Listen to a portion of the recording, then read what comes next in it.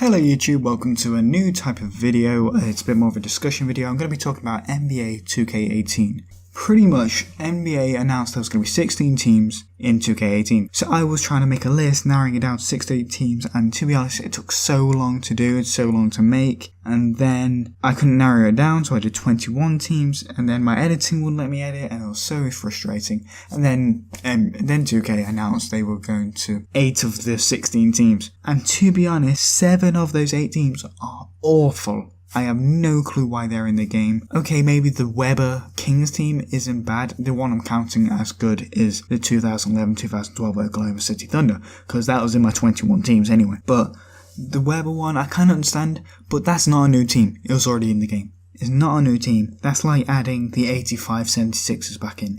It's not a new team. You already had it. You failed at doing it. You're just fixing your problem. Just say it's a fix. It's not new. But instead of ranting, I'm going to go through another 20 teams which they really should have in to at least make me have a little bit of decency in thinking of them, because I've now found out that their all-time teams are only going to be players they have in the game. So, like, if they don't have the team, they're not having the players. So, like, Lenny Wilkins for the Hawks is not going to be there. It's extremely frustrating.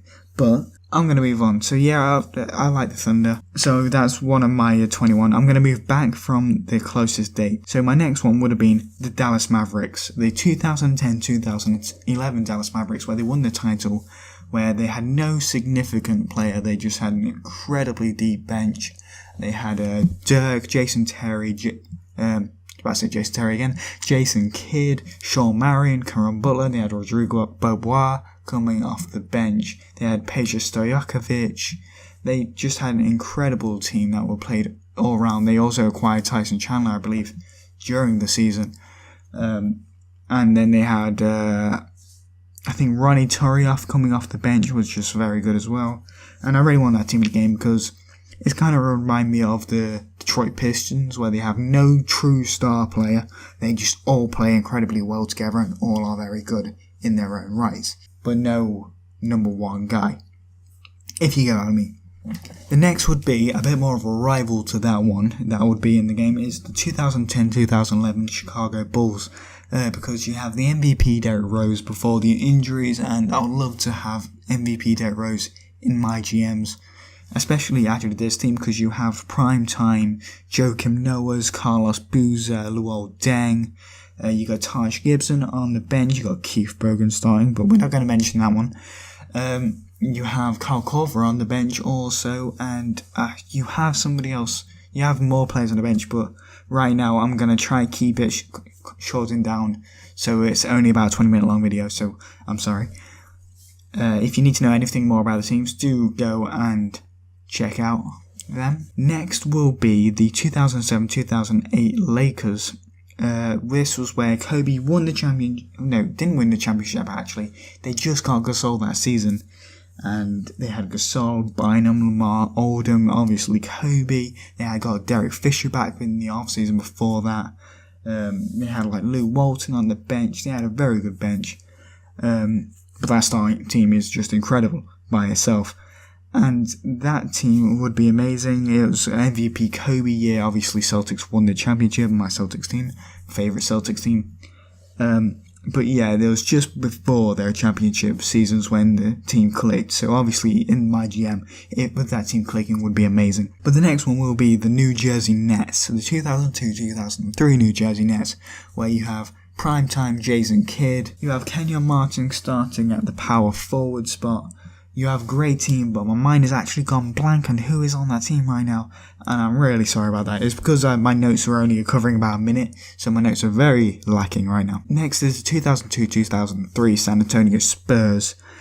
This team is young primetime / Tim Duncan, Tony Parker, Manu Ginobili.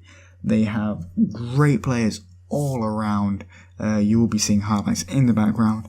So it is just an incredible team. That would be amazing also. Next is the 97-98 Indiana Pacers. You got Reggie Miller, Mark Jackson. This is before the a whole Rumble in the Jungle type thing. I don't think that's what it's actually called. But you know what I mean with that team. But this was before all that. They had a very good team. Obviously, Reggie Miller is incredible, and I love to see him in 2K because he is the sort of player that fits 2K's mechanics. And next will be the 96-97 Houston Rockets. This was the failed attempt at a big three. It wasn't a completely failed attempt. They obviously did well as a team, but it was an old version of Charles Barkley. They acquired an older Clyde Drexler.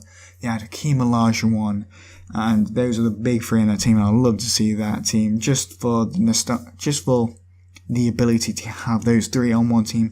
I know they're a bit older, but they still played very well. My next team is 92-93 Phoenix Suns. This is Charles Barkley in the prime, in his MVP season. They have a great point guard in Kevin Johnson, one of my favourite point guards of all time. This team's also incredible. I can't go through the entire team, but just trust me, it's amazing. Next will be the 84-85 Houston Rockets. They've tried the 85 Chicago Bulls for the rookie Michael Jordan. They used to have the 85 Philadelphia 76ers because you got Charles Barkley then in his rookie year. But I think we need Hakeem Olajuwon in his rookie year. That would be amazing. He's got Rolf Sampson on the team. The Twin Towers are great. They've also got great young guards, and I think that team would be really cool.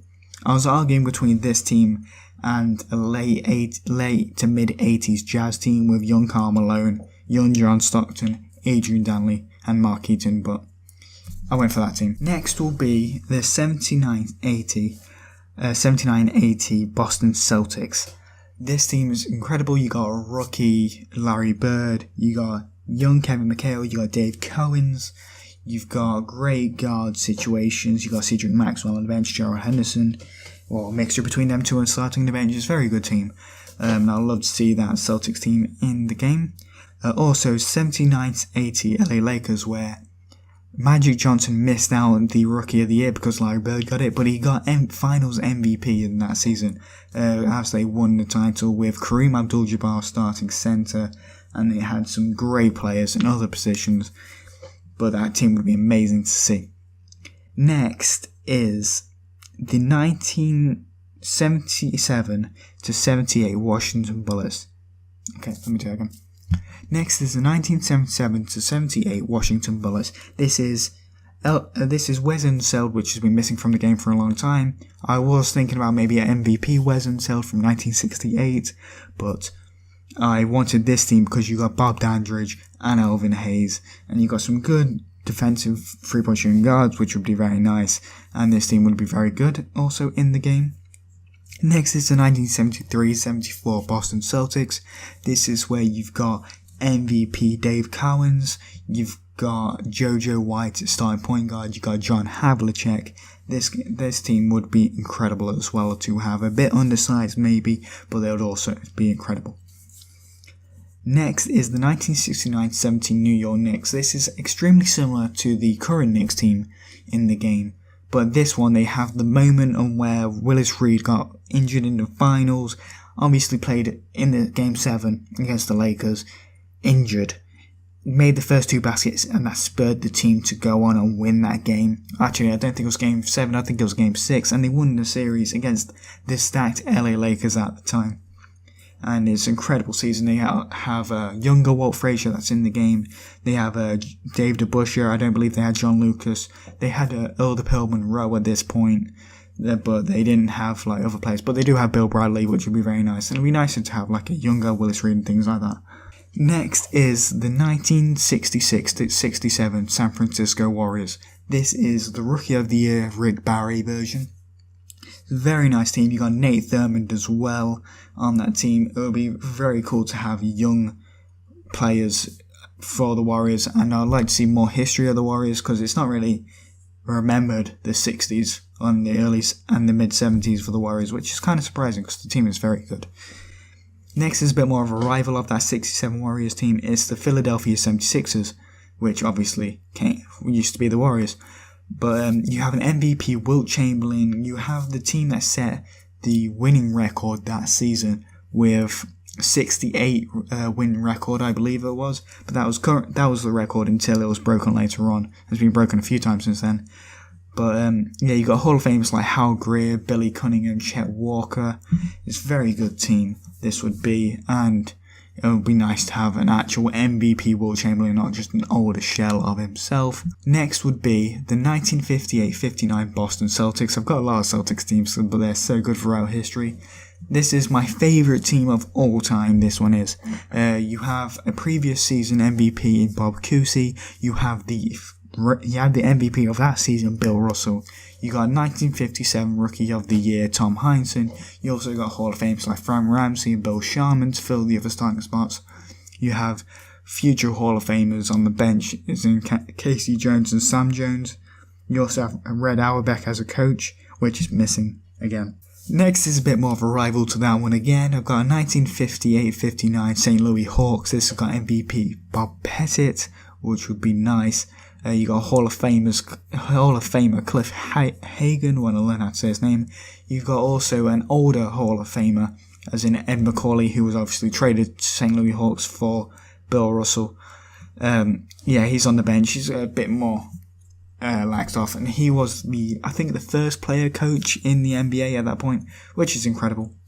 Next, and the final team is the 1953-54 Minneapolis Lakers. The Lakers aren't really considered to be Minneapolis history, but I kind of consider it.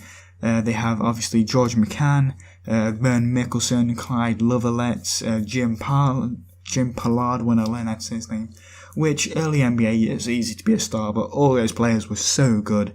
Lovelet was a bit more of a bench superstar, that he wasn't so great he would be starting like instantly, but he would give you the great minutes off the bench. And that is my list. 2K really should add some of these teams into the game just to make the history a bit more fun. Like they've added in the late Nuggets, which is just a boring team. I get the younger Melo, but I think Melo is still playing and he's still not got onto a good team, so we don't really need to see the history of him. And there's other teams you just think, why are they in there? But yeah, I hope you did enjoy this video. I hope you like this new type of thing. I was originally going to go into a lot more detail on these teams, but that just went on way too long. I already recorded that and I didn't have enough video to cover it. So I'm hoping you did enjoy this. If you did, leave a like on the video, subscribe to see more. I'll see you guys next time.